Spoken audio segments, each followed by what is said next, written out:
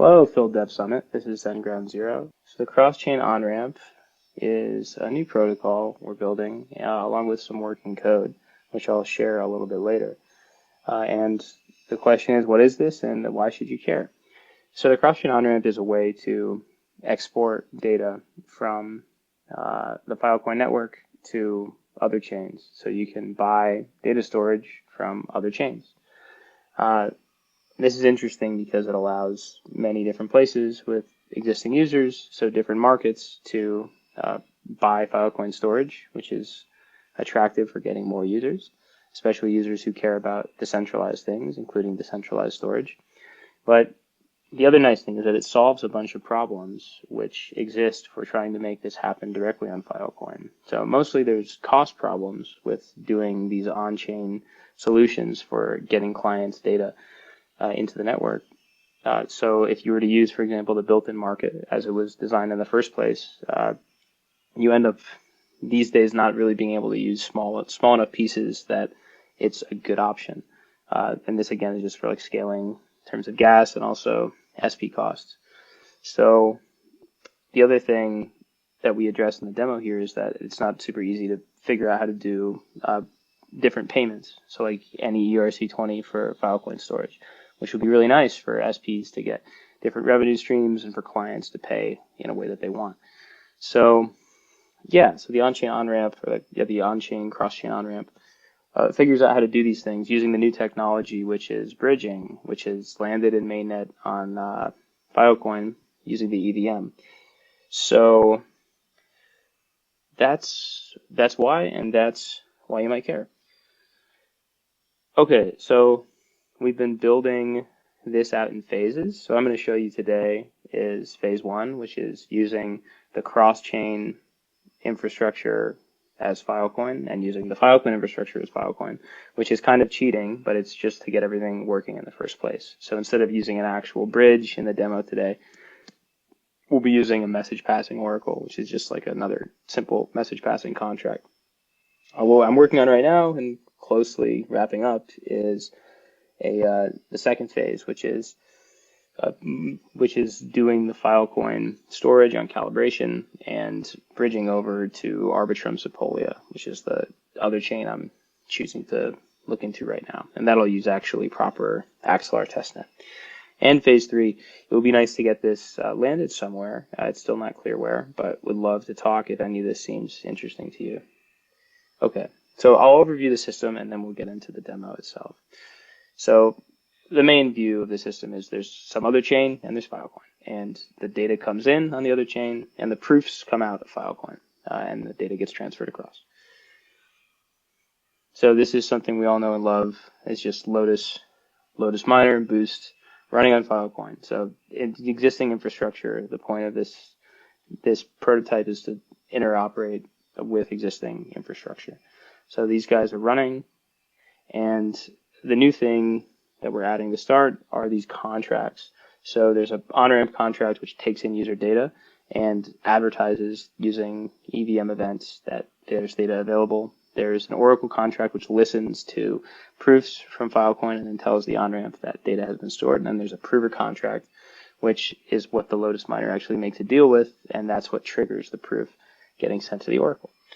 Okay. So then there's also some stuff which has to run offline, off-chain. And the big thing is this X-chain aggregator piece. So for the prototype we're building, it makes sense to solve the small pieces problem, just to kind of show the power of this new model. And so we do aggregation in this node. What it does, the X-chain aggregator, it listens to events from the on-ramp contract, claims them as being something that the X-chain aggregator would like to see stored, and then it passes it over to a boost node, which continues the trend. The buffer takes the data, and the client, of course, is a piece of software which talks to the on-ramp contract so that we can store some data. And this is where everything's wired together. You can see the data flows to the buffer, flows to boost in the kind of same standard way, goes to Lotus miner, gets sealed, and at the same time we have all these proofs. So there's proofs coming out of the prover contract which show that it is now data which is being covered by the built-in market. And then of course we have like hashes of the data passing through in the kind of standard way from Onramp to the aggregator to then Lotus Miner, which eventually makes its way into COMD. The last thing is you see there are ERC20s, which go from the client to the payout address. So all of this proving is being done so that you can get paid as an SP or somebody who's taking deals to SPs. So there's payments as well. Great. So now I'm going to show you how this works in practice. So what do we have here? We have a little DevNet in a terminal. So what you can see on the left is a Lotus node just regularly syncing the chain, and connected to it is a Lotus miner, which will accept deals and seal them up. And we have a Boost node, which will take data and turn it into deals, which will be sent to the Lotus miner.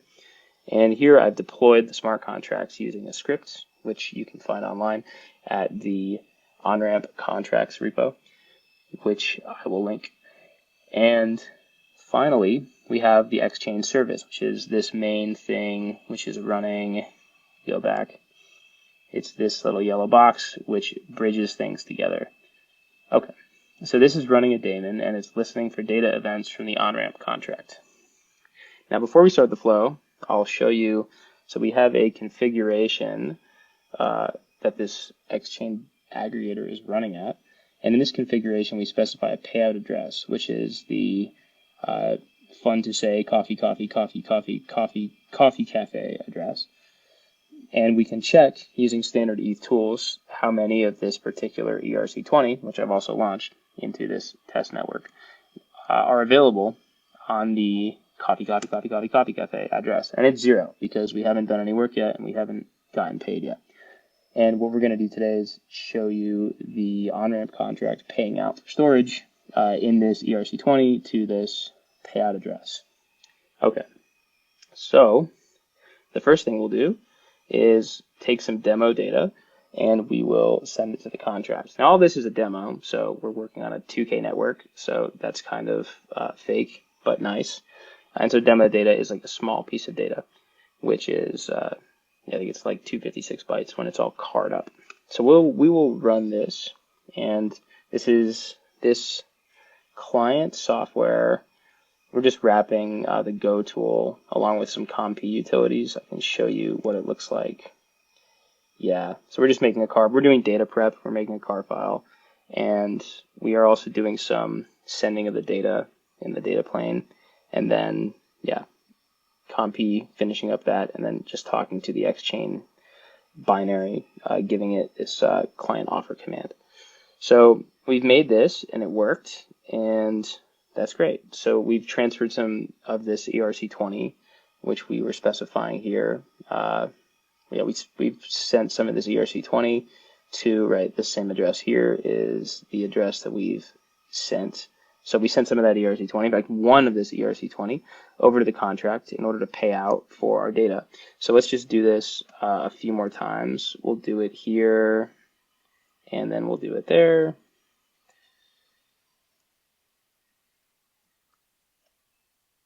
And we'll do it one more time. So we're just submitting a bunch of these, and the Exchange aggregator service is going to listen to all these data events. And what it's going to do is it's going to decide that it wants this data, and then it's going to aggregate it together. So it's going to create a PODZ proof for every piece that it wants, and then it's going to submit a ComP of all the aggregates together. And it will say, if I can prove that this data is stored under Filecoin, then I can claim all of the payments for all of these pieces. And so here's the ComP once we have all of the data together. And this is like the Boost, like deal ID. Yeah, we can actually open up Boost because pretty soon we're going to be seeing deals running on Boost. In fact, this might even be it. So Boost, yeah, I think Boost sees this. So we're doing data transfer here. So we're pulling from the place where the client put the data to the SP now using Boost's standard data transfer stuff. Yeah, and let's actually just double check the deal ID. Yeah, we're making it with the contract, which is the prover. And yeah, it has the correct PCID, so it's the right deal, I think. It would be nice to see the UUID. Yeah, okay, great. This is the same UUID. So this is the same deal that we're making with Boost. So that will be its status.